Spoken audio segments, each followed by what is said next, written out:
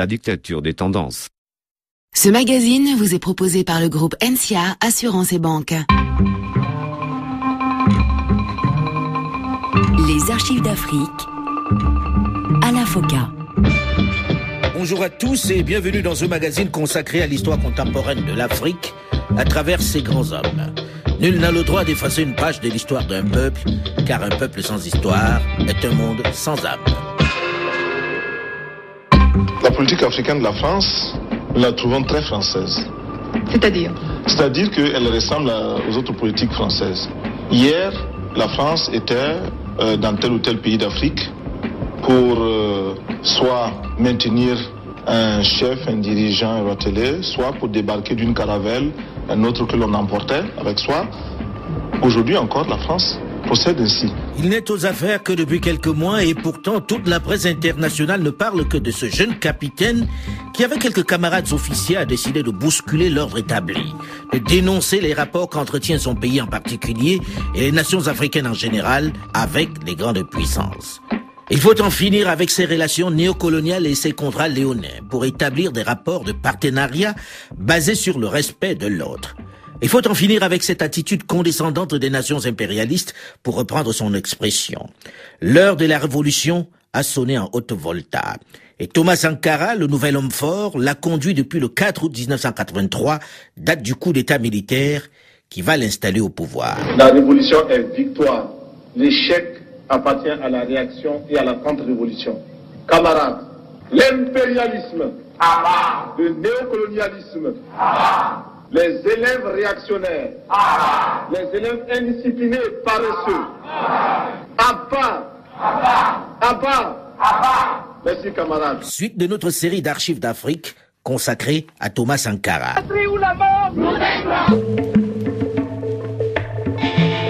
Depuis quelques mois, en cette seconde partie de l'année 83, le pays vit au rythme de la révolution.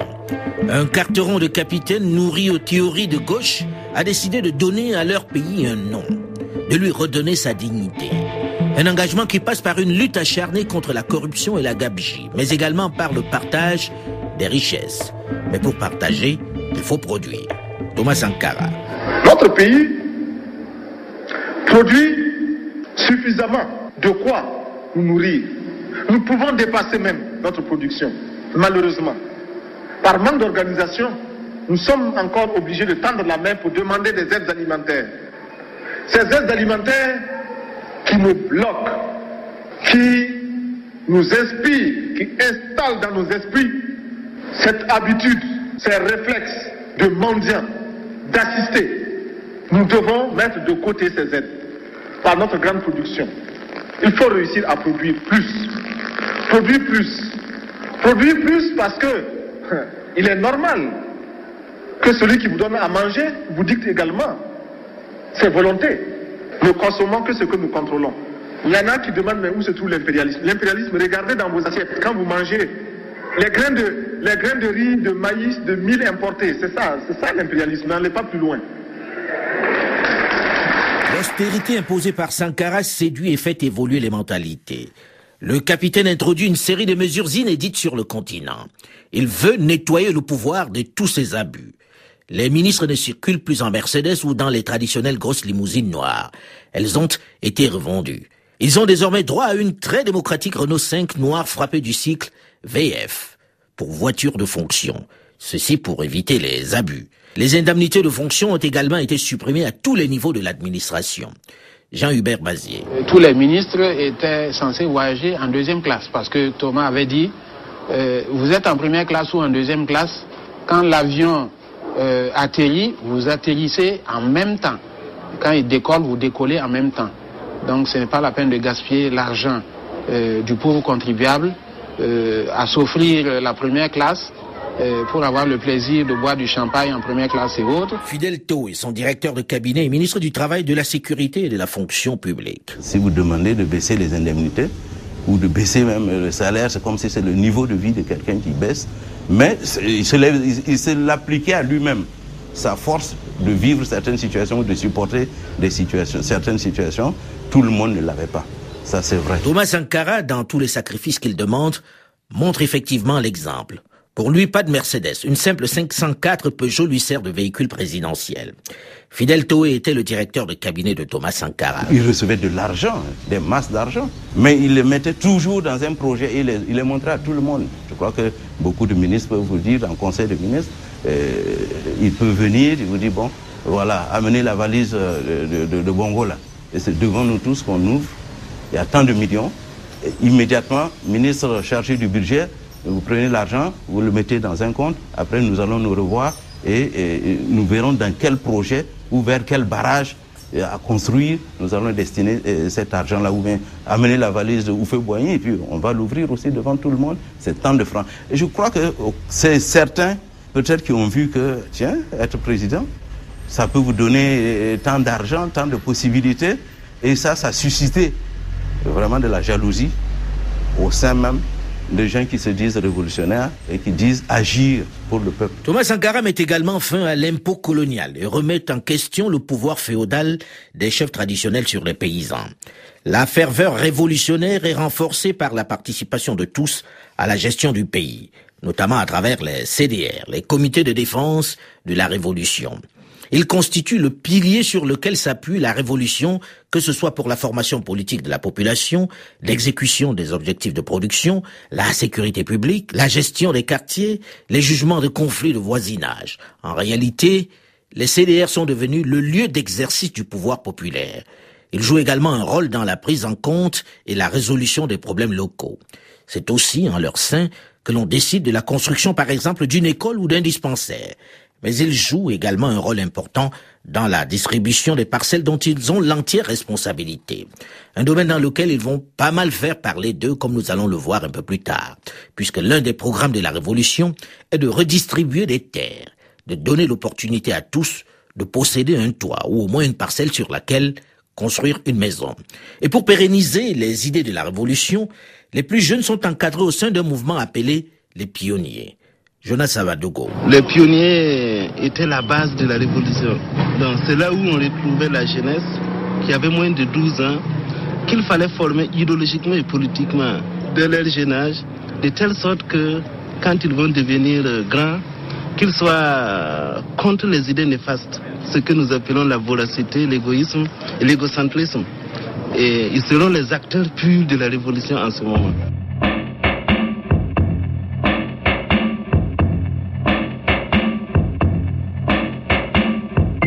Parce que la tentation sera pour certains hommes, dehors de crier la patrie ou la mort nous vaincrons, et dedans de dire à la femme, si Sankara t'a flatté, tu vas voir.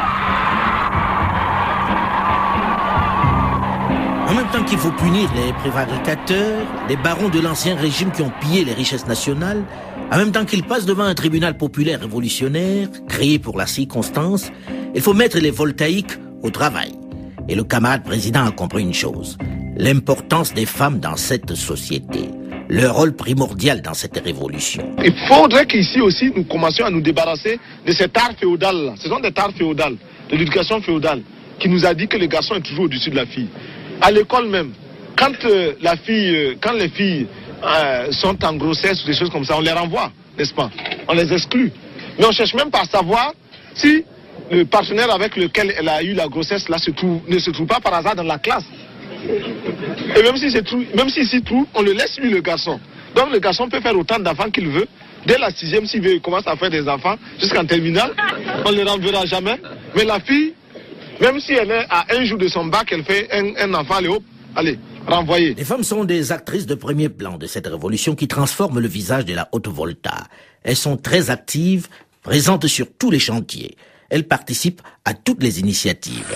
Si depuis 20 ans, chaque week-end, les femmes puisaient de l'eau comme elles le font, il y a longtemps que nous aurions rempli 20 barrages à Pau. Le pays n'est pas pauvre. Au contraire, il y a des ressources. En vous mettant au travail pour construire ces 20 villas, en vous mettant à la tâche, vous avez décidé de vous prouver à vous-même que vous êtes capable de transformer la réalité de cette ville de Pau. En effet, vous pouvez la transformer, cette réalité.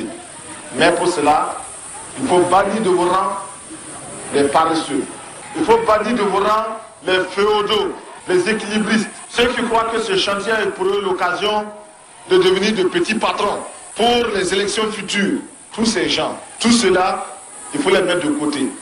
Il faut bannir de haut rang les maris qui n'autorisent pas leurs femmes à aller sur les chantiers.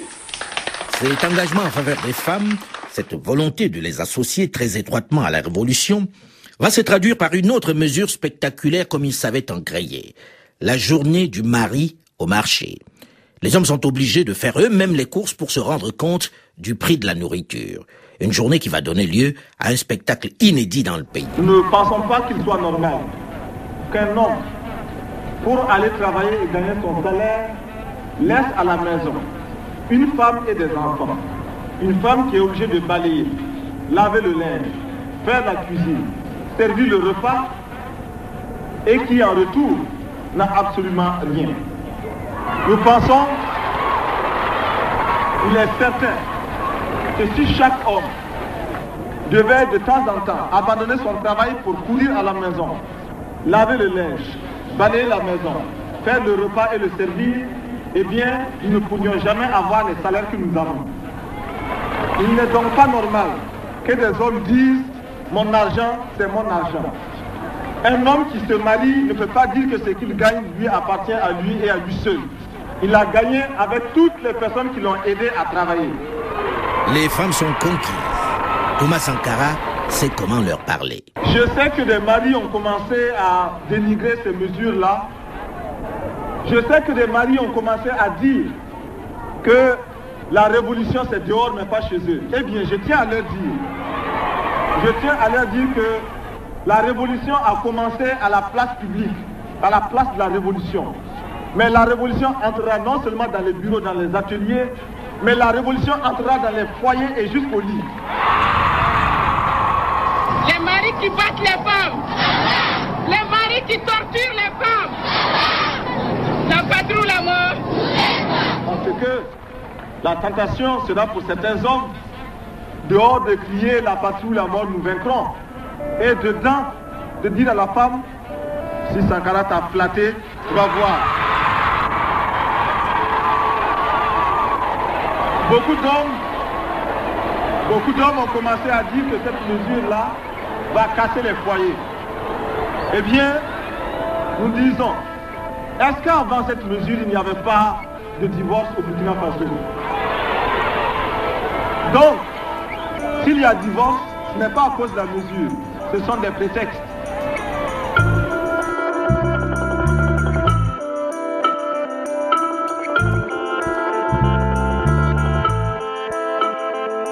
Les chantiers de la révolution sont nombreux et ambitieux et leur mise en œuvre est toujours accompagnée d'une forte communication pour obtenir l'adhésion des populations, notamment dans l'agriculture.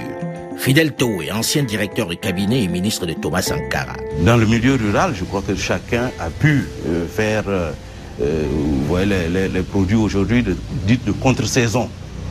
Les tomates qu'on produit à profusion dans une certaine partie de l'année et des périmètres irrigués ont permis d'avoir des cultures de pommes de terre, des cultures de haricots verts. C'est même que, pour la petite histoire, on s'est porté acquéreur d'un avion, un cargo, un Boeing, qui pouvait transporter justement ces haricots verts-là, notamment dans les pays occidentaux.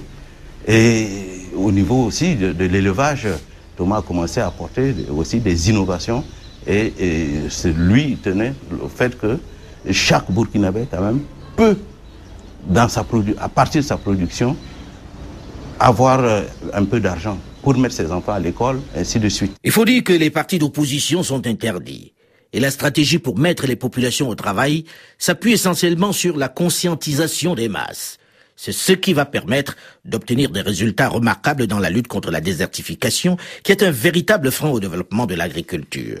Thomas Sankara va être l'un des premiers à partir en guerre pour la protection de l'environnement. Tous les voltaïques sont invités à planter un arbre à chaque événement heureux de leur vie, tels que les mariages, les baptêmes, les visites des personnalités dans le pays. Ils se terminent tous par la plantation d'un arbre. Thomas Sankara. Ce que nous visons, c'est imposer la prise de conscience devant un problème, un fléau aussi grave que la désertification. On va voir quelques images du Burkina Faso, de votre pays, essentiellement. Oui. pour ce fléau. Nous estimons que la responsabilité n'incombe pas seulement à ces hommes et à ces femmes qui vivent au Burkina Faso, mais également à tous ceux qui, loin de chez nous, provoquent de façon directe ou indirecte des perturbations climatiques, écologiques. Qui peut démontrer aujourd'hui que les engins que l'on envoie dans l'espace ne dérangent pas, ne perturbent pas cet équilibre-là? Vous avez dit qu'effectivement la lutte contre la désertification est anti-impérialiste. Oui, la lutte contre la désertification est un combat anti-impérialiste dans la mesure où nous savons que pour l'impérialisme, l'exploitation des hommes est un acte tout à fait normal, a fortiori l'exploitation des forêts, de quelque façon que ce soit, directement ou indirectement.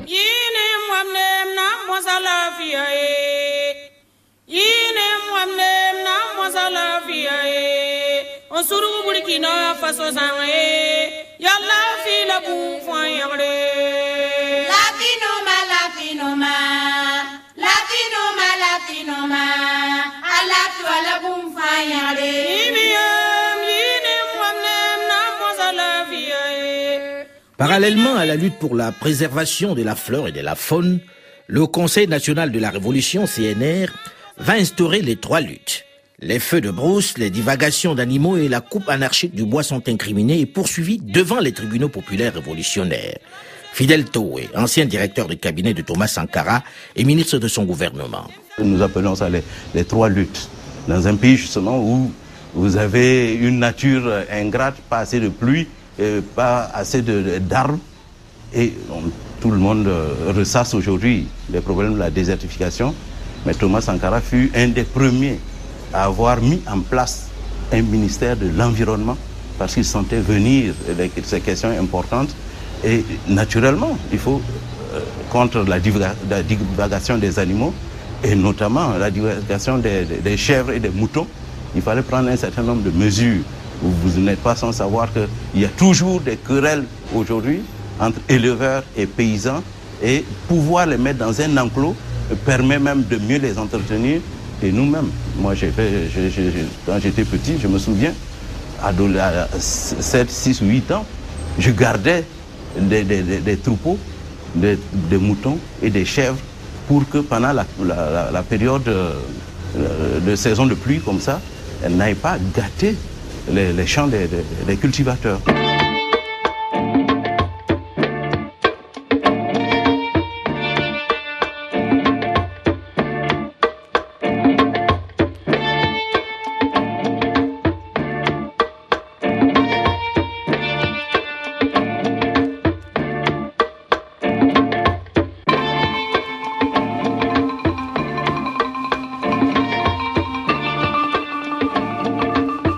Ces chantiers suscitent une grande ferveur dans l'ensemble du pays, où l'on se sent cette fois-ci plus acteur dans la gestion de la cité. Il faut dans le même temps préciser que cette révolution qui impose beaucoup de sacrifices, qui bouscule les habitudes, suscite également des mécontentements. En perdant une bonne partie de leur salaire, les fonctionnaires n'ont pas forcément trouvé des revenus ou une activité qui puisse compenser ce manque à gagner. Il en est de même pour les cadres, à qui on a même supprimé des frais de mission. Et la révolution est certes excitante, mais elle ne donne pas encore à manger au plus grand nombre. En plus, certains petits malins ont trouvé au sein des CDR, les communautés de défense de la Révolution, un espace pour à la fois s'enrichir, mais également devenir des petits chefs. La popularité de Thomas Sankara n'est plus au sommet. Comment va-t-il reconquérir cette notoriété sur laquelle s'appuie la Révolution? Le premier anniversaire de cette révolution va être le moment du bilan. Un bilan très diversement apprécié comme nous allons le voir dans la suite de cette série d'archives d'Afrique consacrée à Thomas Sankara.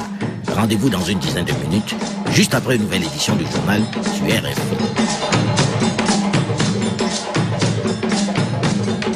Les archives d'Afrique, Alain Foka.